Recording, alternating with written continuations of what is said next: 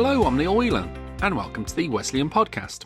In this episode, brought to you by Wesleyan Financial Services, Monica Pacult talks to specialist financial advisor Oonagh Morrison about how important it is for teachers to get into the habit of saving and investing for the future, and how to make it possible no matter what their income. Before we get into it though, this is the reminder this podcast is for information only and doesn't constitute financial advice.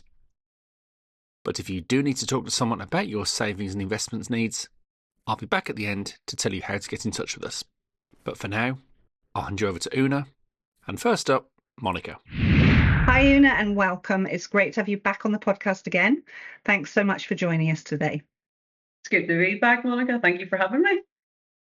Excellent. Today we're talking about savings and investments. So how important do you think it is to get into the habit of saving? And, another sort of common question is, do you need to be a higher earner with a larger disposable income to be able to save? What are your thoughts on that?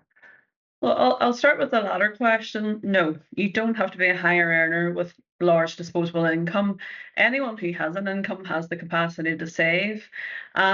As you say, getting into the habit of it is very important, because little and often and for a long period of time is much better than trying to fill a big hole towards the end of maybe your career and build some savings that way. So it's a really good habit as quickly as possible to get into, is just to take a little bit of what you've got disposable and start chipping it away. It gives you great choices along your financial life, and it'll allow you to do things like take advantage of a salary increase and up your savings as you go. So, you have to take in lots of things into consideration. What do you have left after your lifestyle, your essential costs and so on? But a bit of what you have should be tucked away, and it'll all give you a great standing then for your financial future. Great, thank you. And what do you think are the main differences between cash savings and investments? Because that's another thing we hear a lot about, is, which route to go down, cash savings or investments? What are your thoughts on that? Well, in our world as financial advisors, there's a very clear line between the two. Cash savings are a way of storing your money for when you need it in the short term, normally. So short to medium term goals, maybe the next 6 months to 3 to 5 years down the line, you may have plans that you can reasonably see and you need money for. That money should stay in cash. You've got a lower rate of interest. It's probably not going to inflation-proof itself, but it's usually easily accessible and easy to get at. And it's there for what you need it to be there for.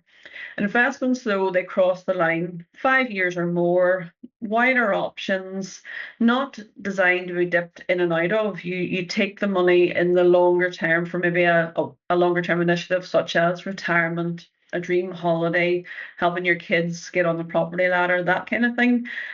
So the timeline is important here. Short term tend to stay in cash. Longer term investment will probably get you closer to attaining a goal safely and well, and inflation proofed as well. Okay, thanks, Oonagh. That's really useful. How would a teacher or a senior education leader know which option would be right for them?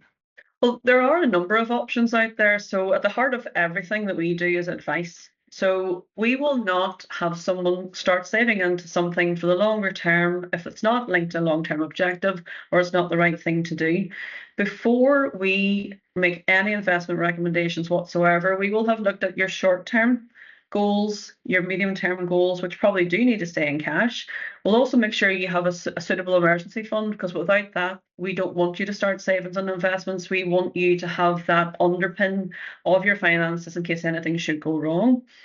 Past that, then we start to look at your risk appetite. And again, we build a solution around what you want, not what an advisor thinks that you should get or a colleague has done.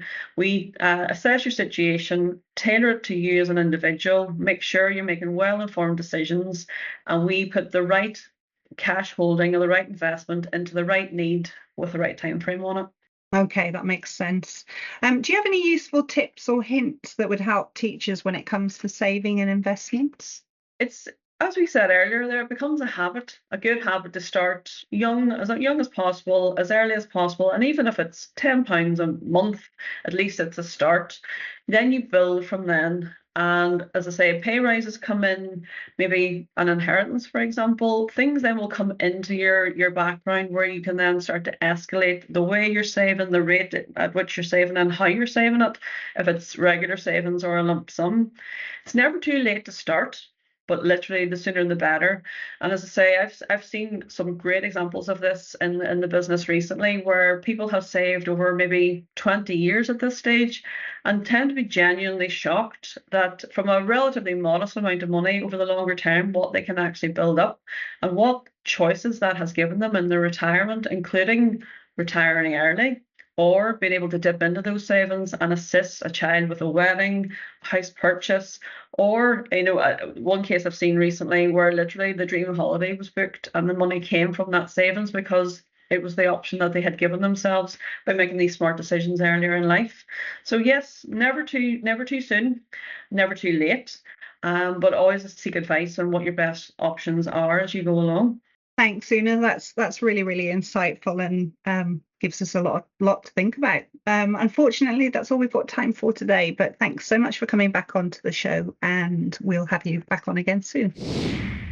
And that's our show for this week. Thank you to Monica and Oonagh.